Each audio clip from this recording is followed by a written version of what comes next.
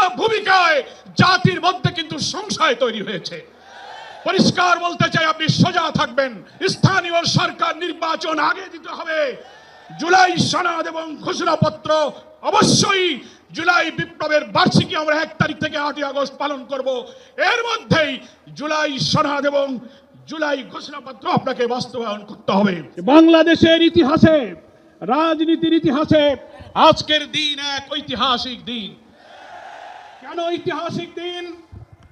মুসলিম উম্মার নেতৃত্ব দানকারী দেশপ্রেমিক সকল ইসলামী দল, ব্যক্তিত্ব, স্কলারদের মধ্যে ভিন্নমত থাকা সত্ত্বেও আজকে একটি ঐতিহাসিক ঐক্যের যে পরিবেশ এবং সম্ভাবনা দেখা দিয়েছে, সৈয়দ মোহাম্মদ রেজাউল করিমের আহ্বানে আজকের ঐতিহাসিক মঞ্চে যারা বসে আছেন তারাই হচ্ছে এই ঐক্যের মহাকাণ্ডারী।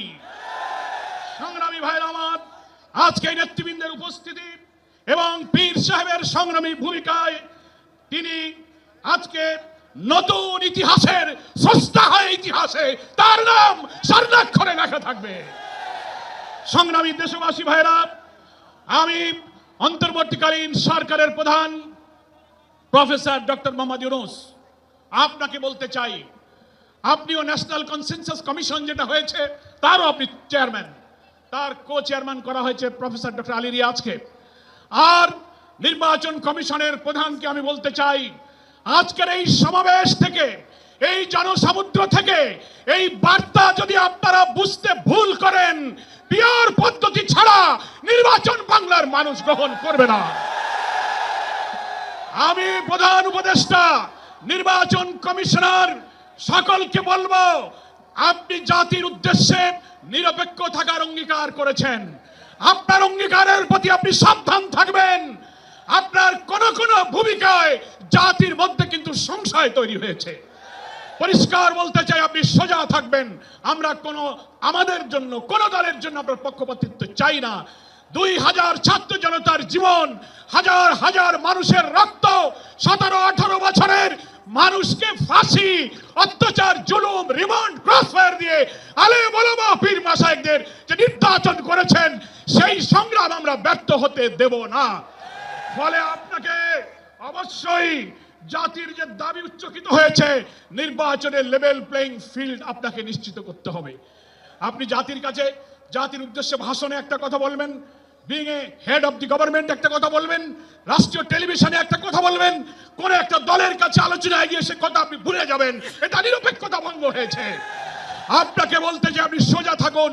রাজনৈতিক সংলাপে আপনি দোষ করেননি, বৈঠক করার অধিকার সবার আছে, কিন্তু আপনি এক জায়গায় কথা বলে মত পরিবর্তন করবেন কেন? আপনাকে জাতির সামনে আসতে হবে, সকল দলের সাথে বসে আপনি বলবেন যে ভাই আমাদের এই অসুবিধা, আসুন আমরা সবাই মিলে এইটাই করি, আমরা রাজি আছি। কিন্তু আপনার এই ভূমিকায় প্রশ্ন তৈরি হয়েছে, আগামী 8-10 মাস পরে যদি নির্বাচন হয় আপনি সোজা থাকবেন কিনা? আপনাকে এই 8 মাসে নিরপেক্ষতার প্রমাণ আপনাকে দিতে হবে। আপনাকে নির্বাচনের আগে যে শর্ত, মানবতা বিরোধী গণহত্যাকারীদের বিচার অবশ্যই দ্রুত দৃশ্যমান করতে হবে।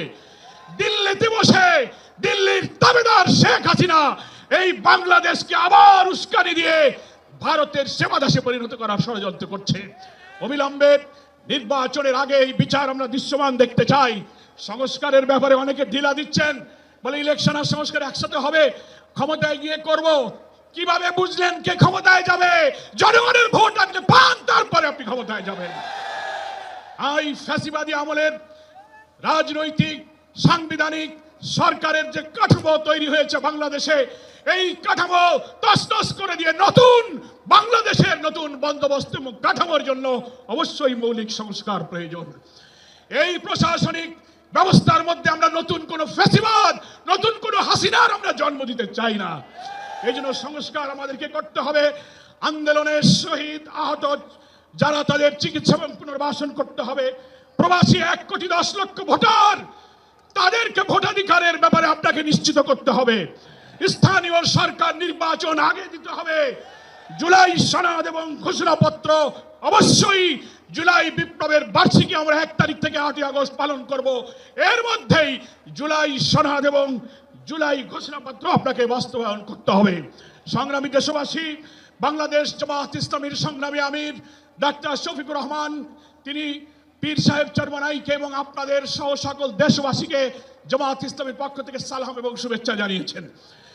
তিনি জাতীয় ঐক্যের জন্য যে ঐতিহাসিক ভূমিকা রেখে চলেছেন, আমি মনে করি চরমনাইয়ের পীর সাহেব সেই চেষ্টার ক্ষেত্রে একটি গুরুত্বপূর্ণ ঐতিহাসিক উদারতা, অবদান, মহব্বত রেখে ইতিহাসের একটি স্রষ্টা হয়ে তিনি থাকলেন। আগামী দিনে জাতীয় ঐক্যের মধ্য দিয়ে নতুন ফ্যাসিবাদের জন্মকে আমাদের ঠেকাতে হবে। আমরা এই ঐক্যের পেছনে চরমনাইয়ের পীর সাহেবের যে উদারতা, যে আন্তরিকতা, যে মহব্বত, তার মাধ্যমে তিনি যে গুরুত্বপূর্ণ ভূমিকা পালন করেছেন, আমরা দেখতে পাচ্ছি ইতিমধ্যেই বাংলাদেশের গ্রামে গঞ্জে, শহরে, নগরে, বন্দরে ওলামায়ে কেরাম, মুসলিম উম্মাহর নেতৃত্বদানকারী জনগণের এই ঐক্যের পরিবেশ দেখে, আজকে এক মঞ্চে দেখে গ্রামে গ্রামে ঐক্যের জোয়ার শুরু হয়েছে। আসুন ভেদাভেদ, ভিন্নমত পরিহার করে মুসলিম জাতি সত্তা মূল্যবোধ রক্ষার জন্য আল্লাহ তাআলার দ্বীনকে পার্লামেন্টে নিয়ে ন্যায় বিচার, সুশাসন, বৈষম্যহীন এক নতুন সমৃদ্ধ মানবিক বাংলাদেশ গড়ার জন্য আমরা ঐক্যবদ্ধ থাকব। সকলকে ধন্যবাদ। বাংলাদেশ জিন্দাবাদ। ওমা তৌফিক ইল্লা বিল্লাহ। আসসালামু আলাইকুম ওয়া রাহমাতুল্লাহি ওয়া বারাকাতুহু। মাহফিল অ্যাপস, দেশের সর্ববৃহৎ ইসলামিক ভিডিও স্ট্রিমিং অ্যাপস। হালালভাবে সকল ইসলামিক ভিডিও দেখতে এখনই ইনস্টল করুন।